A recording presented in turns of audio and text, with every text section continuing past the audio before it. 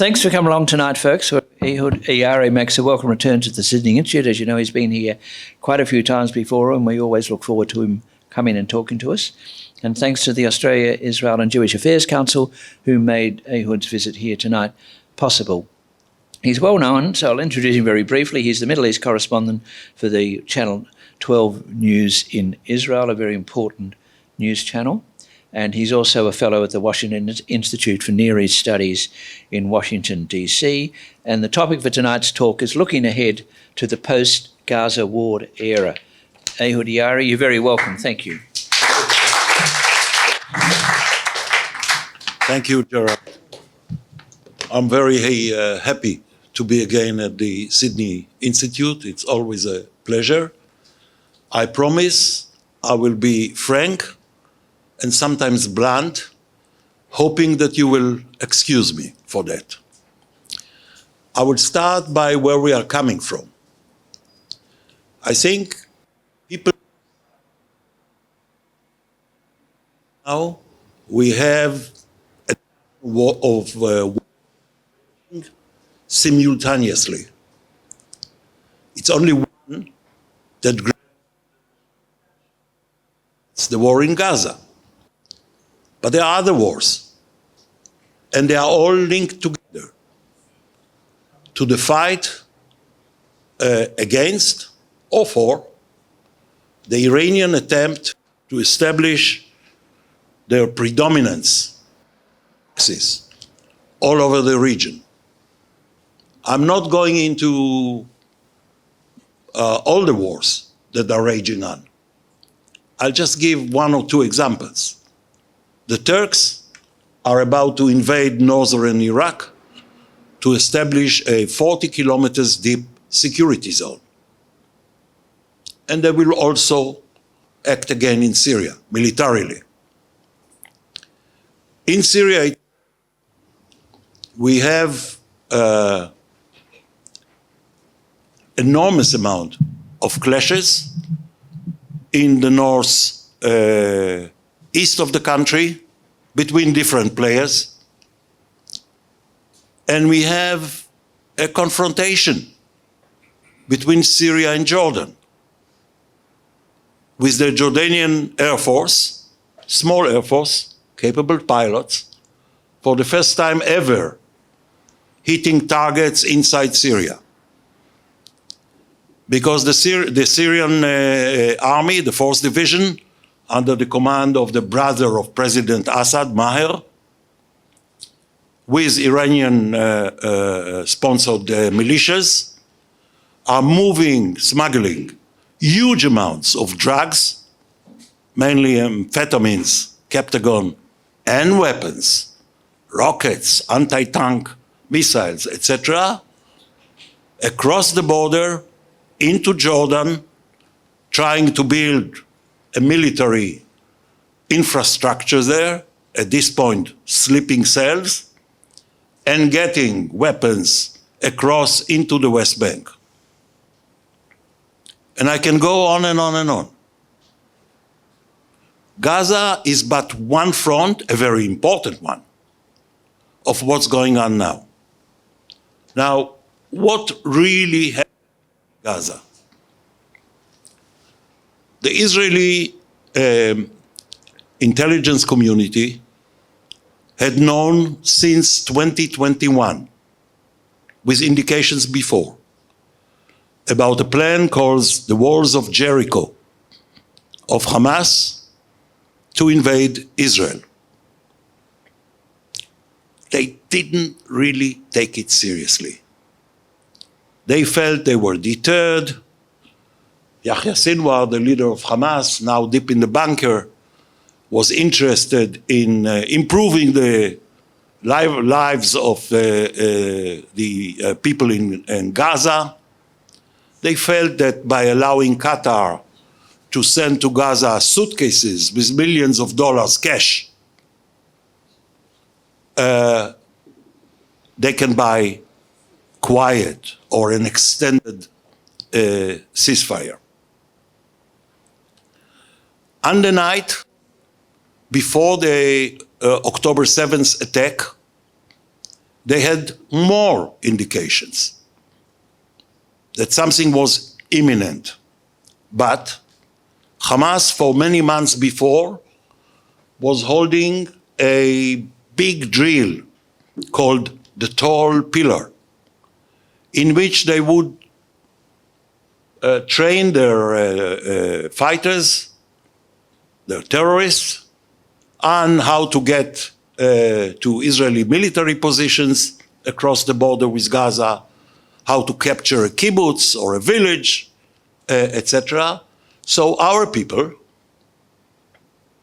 were accustomed to seeing this drill.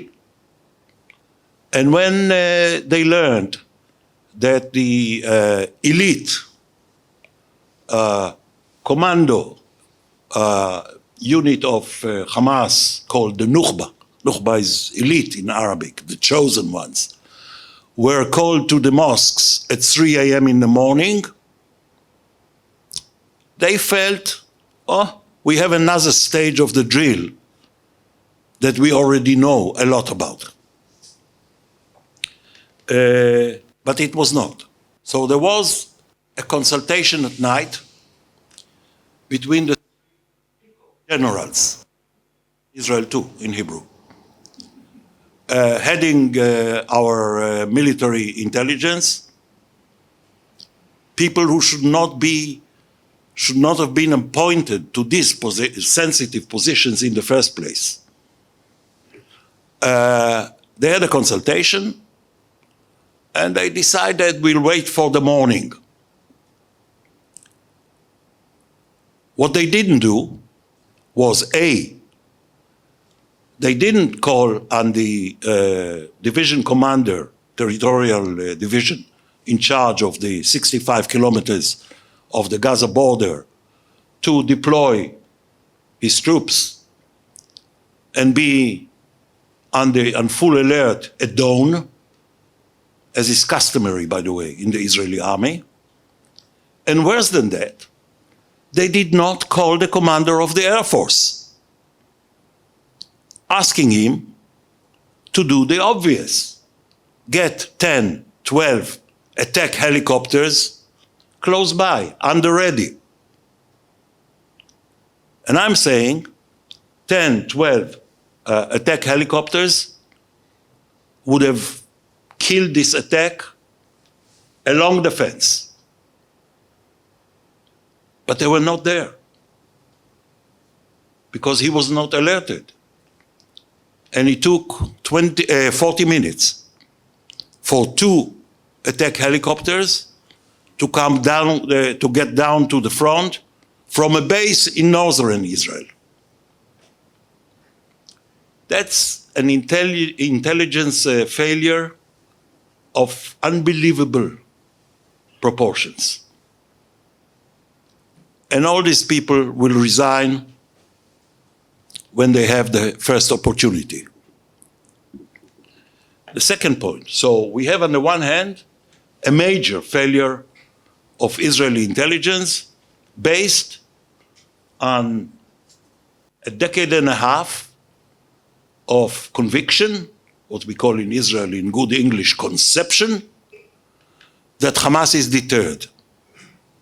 The same way as Hezbollah in Lebanon is deterred since 2006, the war of 2006, the Second Lebanon War.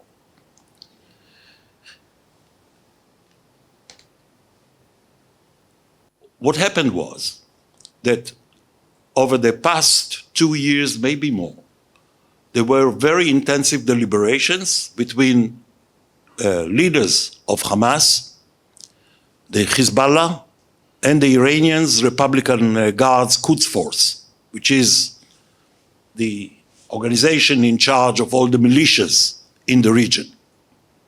If you remember Qasem Soleimani, killed by the Americans outside Baghdad, he was the father of this organization. In those deliberations, about which the Israelis knew, in those deliberations, the leader of Hamas in Gaza, who is the only guy who counts, Yahya Sinwar, 22 years in Israeli prison until he was released in some exchange deal. A guy that I've met quite a few times when he was in prison, fluent in Hebrew, knows everything about Zionist history and Jewish religion.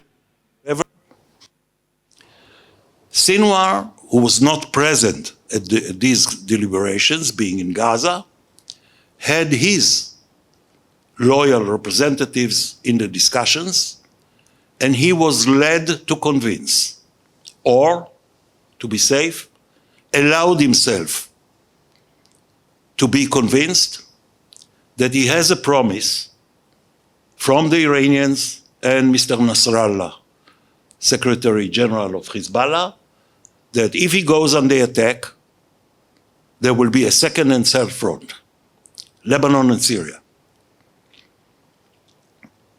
I cannot tell you because I don't know whether the Iranians misled him intentionally. I suspect so, but I don't have proof.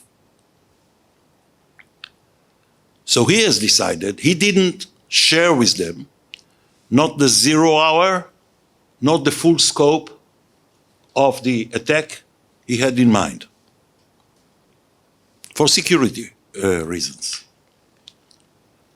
There were only 3 people in the leadership of Hamas: Yahya Sinwar, his brother Muhammad, and another guy, the chief of staff of Hamas that was probably killed last week. It's not totally clear now, Marwan Issa. They were the only 3 who knew that the people who were called to the mosques at 3 a.m. in the morning would be sent home, pick your weapons, and report for duty. And they went for the biggest possible operation. They could have decided to attack 1 or 2 villages, plus 1 or 2 military positions, grab hostages, and then negotiate for an exchange with Palestinian prisoners and be victorious. No. Because he had this, what he thought was this Iranian Hezbollah guarantee, he decided to go big. How big? 3,000 on the attack of this Nukhba, 60 points entry crossing the Israeli barrier along the border of Gaza, going after every kibbutz and settlement and village and town around Gaza. Sometimes it's 5-10 minutes walk to get there, but they came with Toyotas, the white Toyotas, the new camel, I call it. With the Toyotas, with many motorbikes, gliders, and they went for everything. And the plan was, why does he call it the Al-Aqsa flood? Al-Aqsa is the Holy Mosque in Jerusalem. Why did he call it the Al-Aqsa flood? Because he wanted the attackers to reach the West Bank, 40 kilometers away, no more, to get to the city of Hebron and light up the West Bank like this. Can you imagine what would be the reaction in the West Bank when they see Hamas driving into Hebron and maybe beyond? The orders for the attackers and the kind of equipment they had with them were to stay, to barricade themselves inside Israel and keep fighting from there. This did not happen. Their instructions were to go all the way to the port of Ashdod and certain military and mainly Air Force bases in the south. An extremely ambitious plan. And he knew, I know Sinwar, he knew that this will force Israel to do what Israel never planned to do, and had no plan, by the way, which is to recapture the Gaza Strip. when the war broke out, October 7th, the IDF did not have a plan to take over the Gaza Strip. They had to improvise, call some generals from reserve, etc. Why didn't they reach the West Bank, which would have been a game changer? Because they fell upon this music festival, the Nova, they called it. And there were so many girls there, good looking, and so many hostages to be taken, and people to be butchered. So they stopped. What happened to the Iranian promise? Hezbollah debated about 24 hours what they will do, and they decided they will go for a confrontation restricted to around 5 kilometers across the border, including my home village, Metula, which is the northernmost point in Israel, now totally evacuated like many other towns and villages in the area, and you cannot even visit your orchard because it's a now restricted military zone. And you go there, you will be fired at by Hezbollah. So Hezbollah decided on a limited response, and Syria, long front on the Golan Heights. Here comes Mr. Putin. And whatever we think, feel about him, about Syria, he immediately told the Iranians, no go. Syria is out. Russia has invested so much in Syria. Since the outbreak of the civil war in 2011, Russia has 2 military bases, one naval, one air force, in Tartus and Khmeimim. The Syrian army is not capable of waging a war, and Syria is out. And basically Syria is out. So the Iranians arranged for the Yemeni Houthis to close shipping to an extent at the Bab el-Mandeb Straits at the southern end of the Red Sea. Now, the war, so this is the background. The war is mostly over. And to give an example, at the height of fighting, we had 5 divisions in Gaza. 7 soldiers and that many tanks and armored carriers and whatever, and of course the Air Force always above. Now we have maybe 3.5 brigades, 7,000. They are outside the cities.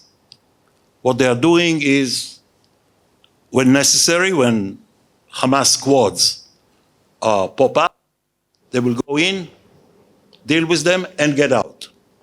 Like is what is happening today again in Shifa Hospital in Gaza, which is the jewel of the reporting of ABC. Well, in the past 24 hours, they have captured another round of few hundred Hamas and Islamic Jihad terrorists in Shifa, killed 170. In the last 24 hours, it's all in the bunker system and the tunnel system under the hospital. And the Israeli army goes there with the doctors. They enter with the doctors. They give prior warning. And they come with medicine. It's war, it's ugly. But they come with medicine, with supplies, in order to get down to the tunnel system. And this is the second time the IDF is operating in Shifa. Because the first time, they played a trick on Hamas. They destroyed much of the bunker system, which sometimes is 40, 60 meters deep in the ground. But they left two big bunkers, two big systems. Now, Hamas felt that they can go back. Shifa Hospital, that's the biggest hospital compound in Gaza, and they came for them.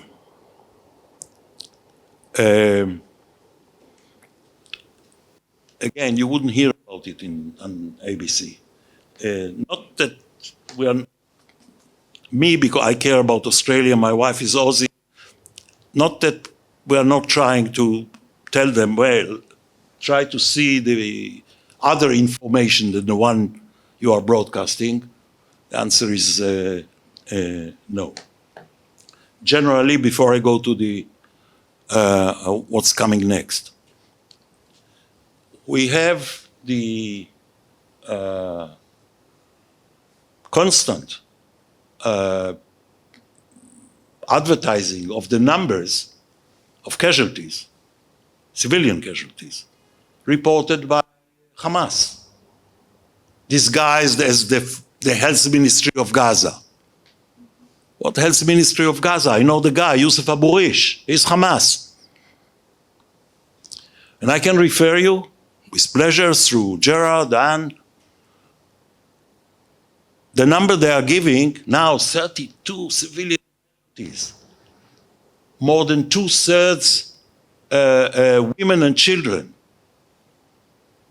is totally fabricated. According to the latest studies of the casualties reports, the most is 18,000, out of which 12,000 at least are Hamas and Islamic Jihad fighters. That's a ratio that was not achieved by the Americans when they were fighting ISIS in Raqqa and Mosul or Fallujah.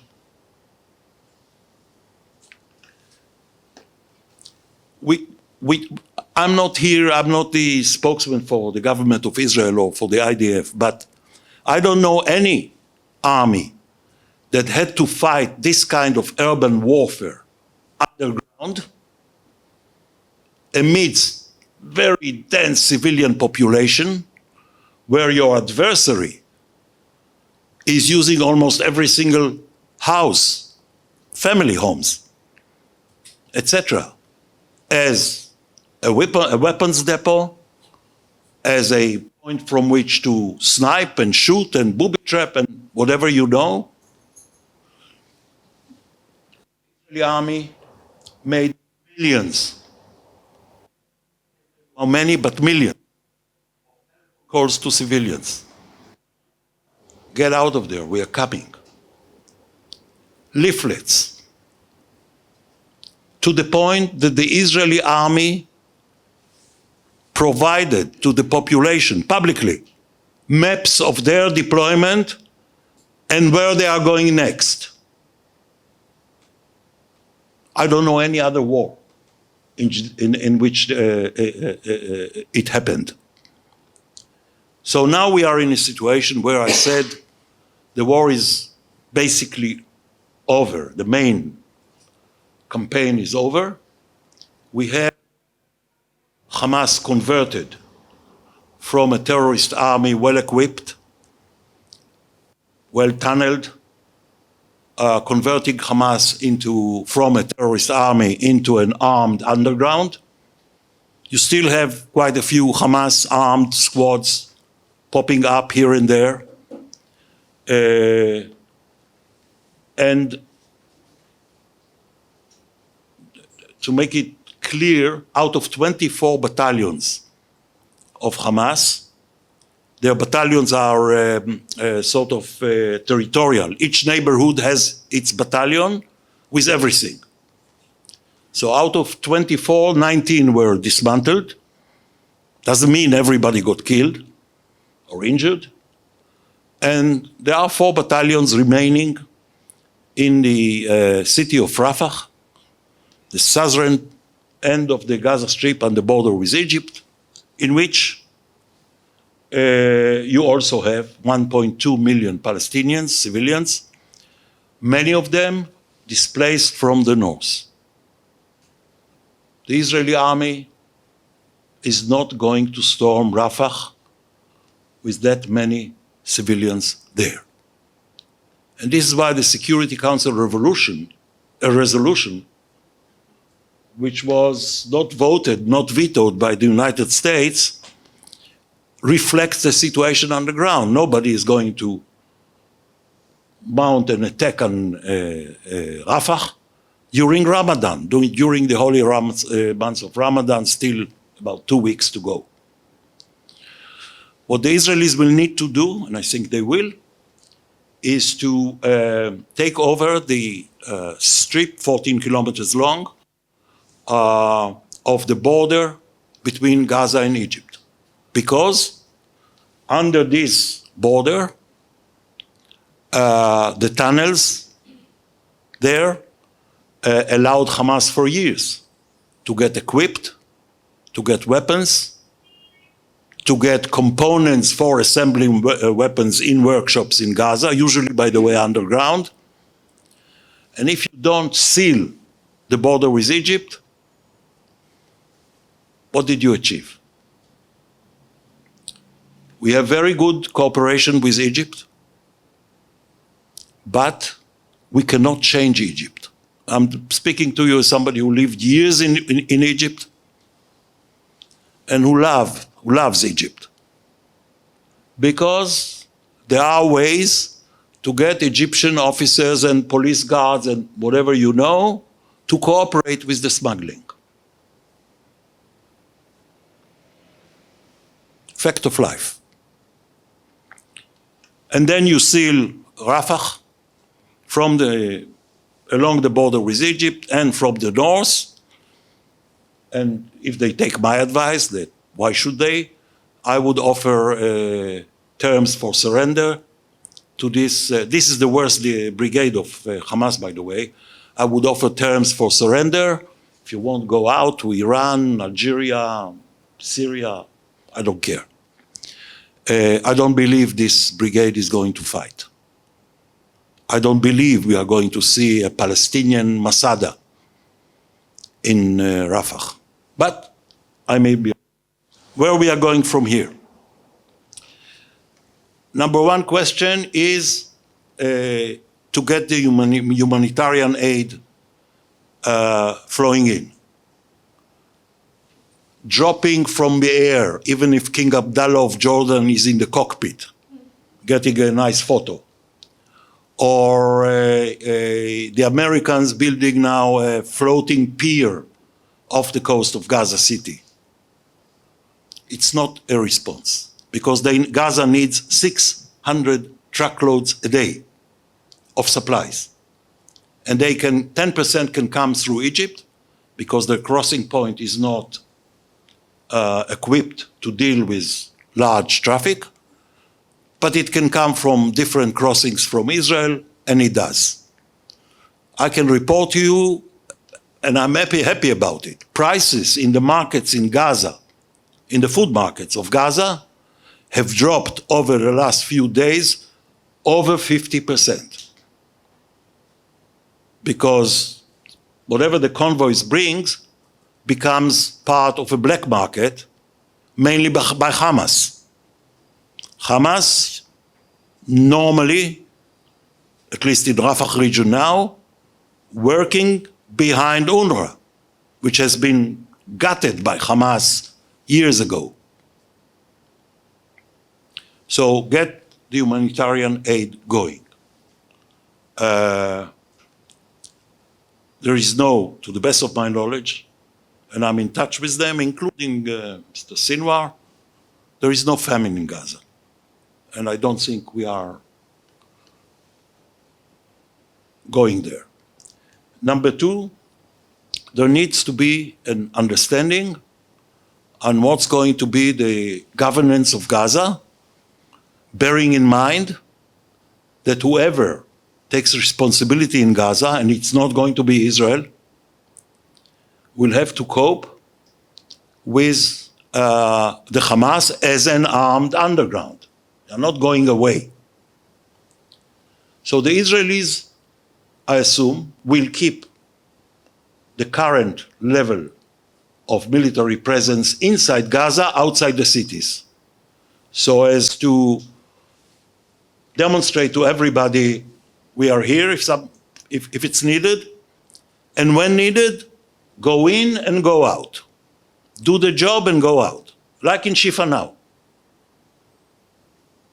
It's one battalion of the 401 Brigade, which I was a proud member of in the 73 war, which goes in, deals with Shifa, and then will go out. So whatever government you will have in Gaza will, at least in the beginning, have the guarantee that the IDF is there. And the drones are in the sky, and Air Force, if needed, in the sky. There are no bombings in Gaza anymore. Who can take over Gaza? Nobody will come to police Gaza. Not the Arabs, not the Europeans, Americans, nobody. It has to be some arrangement through which Palestinians can take it. Now, the people with the big money, Saudi Arabia and the UAE, are not willing to deal with the Palestinian Authority. They detest President Abbas. They refuse to deal with him. They urge him, just like the Americans do, to reform, or as it's called, revitalize the Palestinian Authority. That means cleanse it from corruption and fix the patronage system, etc. Or they are not coming. And they have an interest in coming because they want a port in Gaza. We build. Because a port in Gaza fits the general American-sponsored plan for the alternative trade corridor to the BRI, the IMEC, India-Middle East corridor, going through Saudi Arabia with railways, highways, pipelines, cables to Israel. And the Saudis and the UAE naturally would like to have also Gaza as part of this, the two Israeli ports. It can be a big boost to rebuilding of Gaza, as it was. You're not going to build back the refugee camps. You're going to build, once you get to it, you want to build a different Gaza. So here is the formula that I think is the most reasonable. An agency run by Palestinians, not the apparatchiks of the PA, linked to the PA, but not subordinate to the PA, supervised by the World Bank, audited by, you choose, PwC, Deloitte, whoever, in charge of the reconstruction and rebuilding of Gaza. I know Israel will cooperate. If I have 1 minute, I'll say something about Israel. In Israel, it's very messy. We have a prime minister who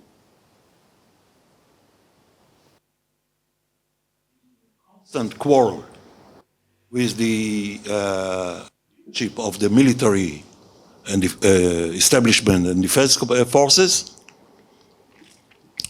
We have a war cabinet with a lot of infighting between Bibi and his new partners who joined for the war. We have a buildup of resentment against him and his coalition government that started before the war with his judicial reform, which he still clings to, and has now been reinforced. So you have two reservoirs of political energy which are going to come to play whenever people in Israel feel that the war is basically over and hopefully hostages, or at least some, are back. That will come into play. One is the hundreds of thousands who protested against the judicial reform. They're still there. Some of them are demonstrating now, but people don't feel comfortable to demonstrate when you have every second day a soldier killed in Gaza. The second reservoir is the civil society organizations, volunteers, hundreds of thousands, who replaced a dysfunctional government taking care of the population, especially those evacuated in the north and south, when the government ministries were absolutely not present. Like organizations like Brothers in Arms, etc. They did a wonderful job. And the third is almost 300,000 reservists who were mostly released by now. I have quite a few of them in my family. I'm not taking them anymore. I'm not being called anymore to reserve. And they are angry. They are angry. And if you remember, in 73, after the 73 war, October War of 73, it took few dozens of thousands of demonstrators to get the great Golda Meir to resign. I thought it was unjustified then.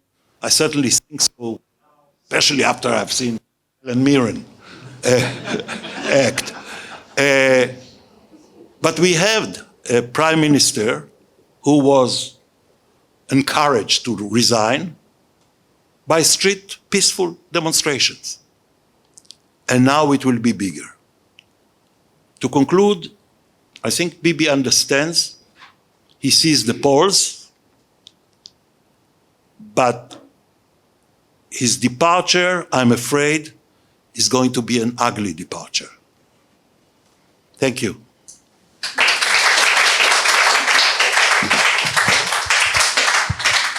Well, many thanks to Ehud Yaari for a very comprehensive and enlightening analysis. We've got about 15 minutes, so everyone's got to be very short with their comments or questions, and we'll get through as many as we can. So you can hop back up here and talk to the back of the room again. Just hang on.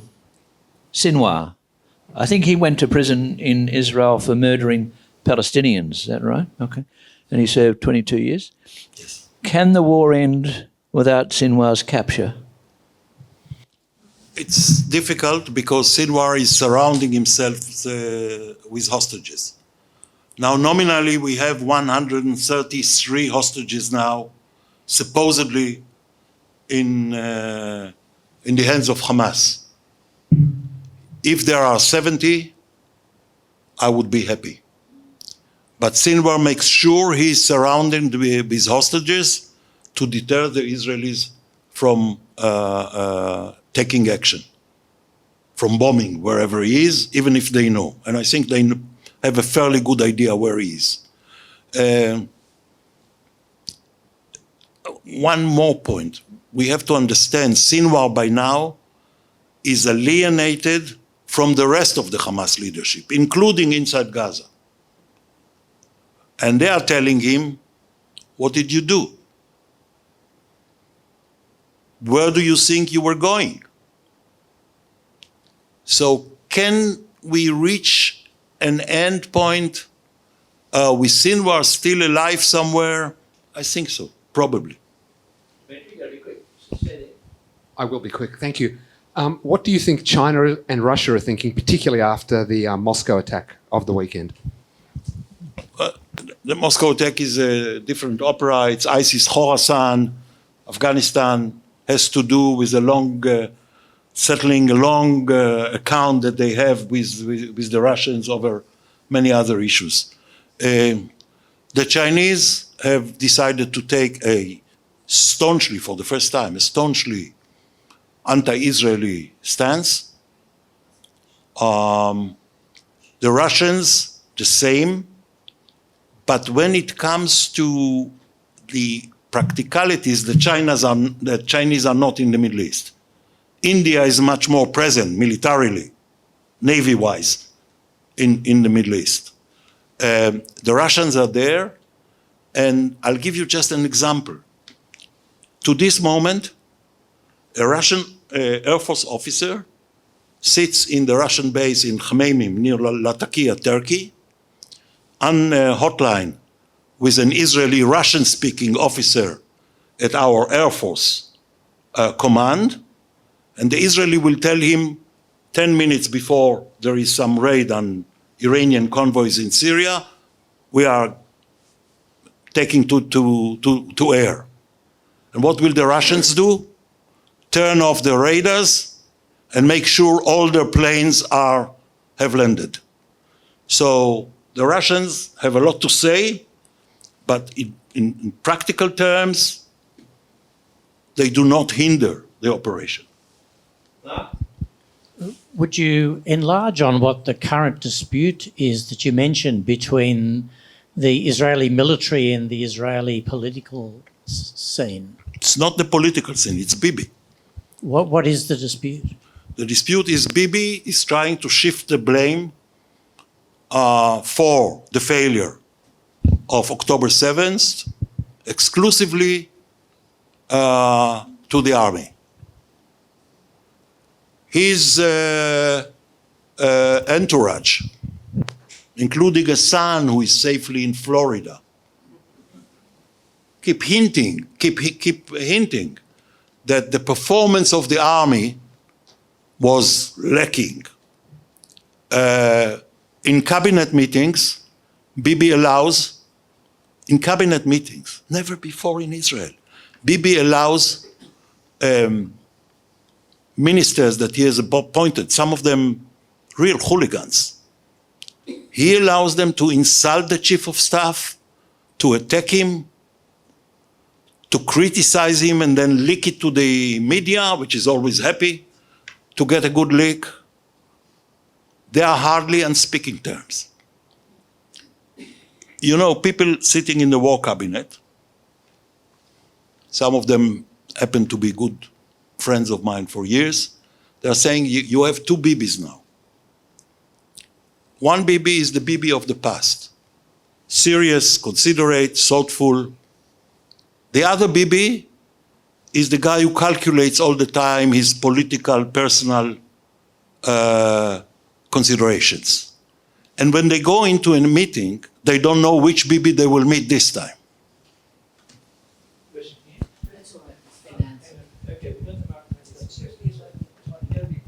Two quick questions. One quick question. The Americans said yesterday that they have a unique plan to solve the Rafah issue without Israel going in there. Is there any intelligence on what that would be? Is it just a piper where they will all follow out? I think it indicates in the direction that I have suggested, that you can deal with Rafah without storming Rafah. This is under discussion. You constantly have American top-level military presence in Israel, talking on a daily, hourly basis with the Israelis who are running the war. I think there is a fair amount of understanding by the Americans that you have to finish the job. You cannot tolerate Hamas anymore. You're not going to make experiments. That means Rafah has to be dealt with. But it's not necessarily through, sending a division into this crowded area. I think it's pretty much in agreement And this is why I don't see this, the Security Council resolution and the fact that the Americans abstained from a veto as a big catastrophe, because the Americans knew we are not going, certainly not in Ramadan, into Rafah. So, okay, we have a resolution. Egypt and Jordan have long-standing peace treaties with Israel. From 1979, 1994, they both survived. They've both got contiguous borders. They are both large population countries with Sunni Muslim population. Can you explain to us why Egypt and Jordan don't try and take responsibility for their neighbouring Palestinian populations? Jordan is a very weak country, unfortunately, very fragile, now being threatened by the massing of Iranian Shiite militias along its borders with Iraq and Syria. And I was speaking about the drug trafficking and the weapons smuggling. It's serious. So Jordan is tied elsewhere, and since the population of Jordan is 65% Palestinian, roughly so, the king is very reluctant to deal with his own street. Egypt, on the verge of bankruptcy, saved now by UAE, paying $25 billion for a piece of the coastline along the Mediterranean, west of Alexandria, $25 billion. The last thing Egypt wants to see is what they saw a few years ago, thousands of Palestinians moving into Egypt. So they have bulldozed on their side, all 3 kilometers wide strip along the border with Gaza, and they are saying, deployed tanks, and they are saying, if Palestinians are trying to break through, they will be shot at. That's the Egyptian position.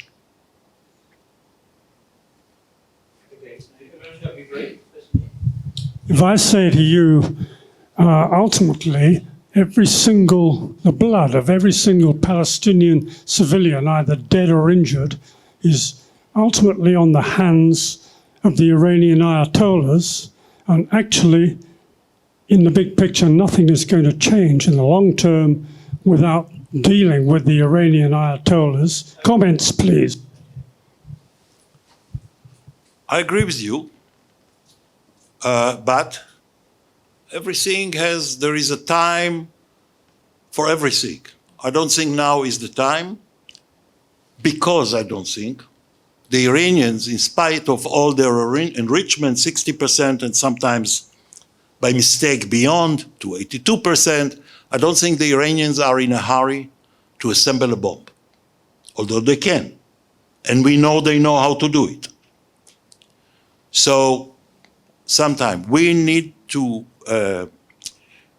all of us in the Middle East and the Western allies, all of us, we need to deal a blow, severe blow, to their proxies. First, that's a must, because this is the vanguard. The Iranians are willing to fight to the last Arab, whether he's a Shiite, a Sunni, or a Zaidi, like in Yemen. Not yet. And I don't think that it's in Israel's best interest to take on Iran on its own. Because whatever damage we can cause them will be this or that way short-lived. So yes, Iran is the head of the snake, as we say in Hebrew, but everything has its own time. Hang on, just a minute. Microphone, yeah.